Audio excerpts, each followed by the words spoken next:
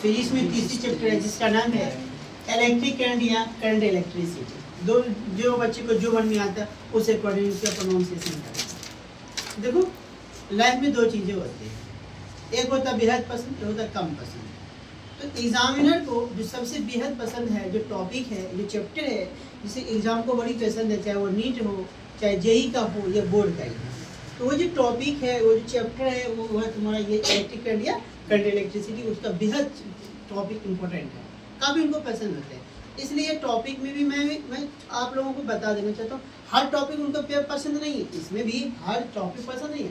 कुछ जो टॉपिक है उनको एग्जामिनर को बड़ा पसंद है, चाहे वो जेई का हो, क्वेश्चन तैयार बनाए, या नीट का बनाए, या बोर्ड का बनाए, समझ रहे हो। तो वो जो आखिर जो टॉपिक है, जो सवाल पूछने योग्य पॉइंट है, वो तुम्हारे 11 है, 1 से लेकर 11। इनमें भी मैं बता रहा हूँ, हर सवाल पूछने योग्य नहीं, हर टॉपिक से सवाल पूछने योग्य नहीं है।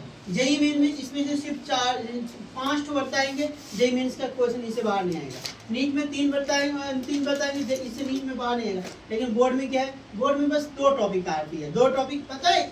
इस बार जो आएगा उसकी बात कर रहा हूँ, ओवरऑल नहीं बात कर, इस बार 2026 की बात कर रहा हूँ। लेकिन अभी मैं ये नहीं बताऊँ क्योंकि अभी एग्जाम का वो पॉइंट है। जैसे मैं पूरा टॉपिक, जैसे फॉर एग्जाम्पल मान लो मैं ये आएगा तुझे, तो इसका तुम आप इस पर ध्यान नहीं दोगे, इस पर भी ध्यान नहीं दोगे। बाकी तुम क्या इसको हल्के में लोगे, माइंड खींच चौपड़ा स्टार्ट होते जाकर उसको पढ़ेंगे। तुम इसको सीरियस होकर नहीं पढ़ोगे, जब सीरियस होकर नहीं पढ़ोगे तो तुम्हारा कमजोर हो जाएगा। इसलिए मैं अभी नहीं बताऊंगा कौन सी टॉपिक। हाँ, इसमें चुनिंदा बताओ 11 ऐसे टॉपिक है जो तुमसे सवाल आएगा, इनसे बाहर नहीं आएगा। मैं लिखवा लो, अगर आ गया तो मैं एक सवाल एक्स्ट्रा आएगा तो सॉल्व करके लाइव सेशन चल रहा है, ओपन चैलेंज है, आ गया इनसे बाहर एक क्वेश्चन बराबर सॉल्व करके फिर मना पे करूँगा। और तुम हमेशा पैसा लेने की कोशिश करना, कब कहाँ से क्यों नहीं आया सर्च करना, समझे। तो आखिर जो सवाल है जो आने वाले हैं वो टॉपिक है ओम्स लॉ। दूसरा जो सवाल है, जो टॉपिक है drift of electron and origin of resistivity से, टेम्परेचर डिपेंडेंस रेजिस्टिविटी से। उसके बाद है electrical energy and the power से, सेल ईएमएफ इंटरनल, इस सबसे डिफिनेशन आया था बोर्ड लेवल में आएगा। Cell in series and parallel में, Kirchhoff law, Wheatstone bridge, combination of resistor, series and the parallel में, उसके बाद मीटर ब्रिज और पोटेंशियोमीटर। ये कुछ पॉइंट है, इनसे सवाल आएंगे। और मैं बता देता हूँ रिमार्केबल पॉइंट, ये मैं कैसे बताया, ये प्रीवियस ईयर क्वेश्चन के, चाहे वो जेईई मेंस का और नीट के लेवल पे देखा। जैसे मैं बता रहा हूँ कि अभी तक जो सबसे ज्यादा क्वेश्चन आया ना, ओम्स लॉ से आया। ओम्स लॉ से, ओम्स लॉ में क्या है, 2023 में जो है, 2023 में जेईई में कितना क्वेश्चन आया था, 7 क्वेश्चन। कितना है जेईई में, 7 क्वेश्चन आया हुआ था। जबकि जेई 2024 में 2 क्वेश्चन आया हुआ था, जेई में 2 क्वेश्चन आया था। नीट में क्या, नीट में 1 क्वेश्चन नहीं आया था अभी ओम्स लॉ, समझे। फिर इलेक्ट्रिकल कंडक्टर में भी कभी क्वेश्चन नहीं पूछा, बस 1 क्वेश्चन पूछा हुआ था जो कि यहाँ पे नहीं लिखे हैं। तो 1 क्वेश्चन पूछा मतलब योग्य नहीं, पूछने योग्य नहीं है, तो ये सिर्फ 2023 में क्वेश्चन आया हुआ था। और सबसे ज़्यादा जो तुम्हारा ये टॉपिक है ड्रिफ्ट ऑफ इलेक्ट्रॉन, ये इस टॉपिक में 2023 में इसमें भी कैसा क्वेश्चन पूछा हुआ था, 7 क्वेश्चन।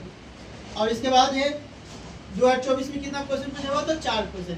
ये जो पॉइंट है ना जेईई मेंस के लिए इंपॉर्टेंट है, न्यूमेरिकल ये है जेईई पॉइंट। तो जेईई के पर्पज से क्या है, ये बहुत इंपॉर्टेंट चैप्टर कॉन्सेप्ट हो जाता है।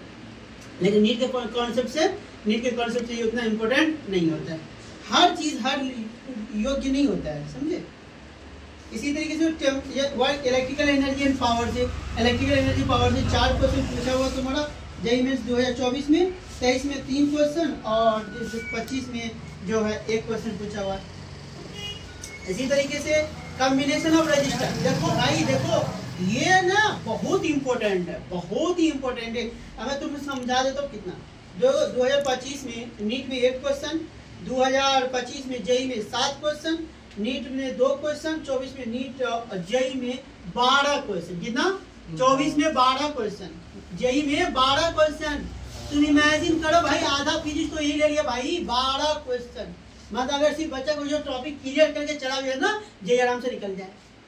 अगर कैटेगरी में ओबीसी ऐसी वाला आराम से बस यही टॉपिक क्लियर करवा दे, 12 क्वेश्चन।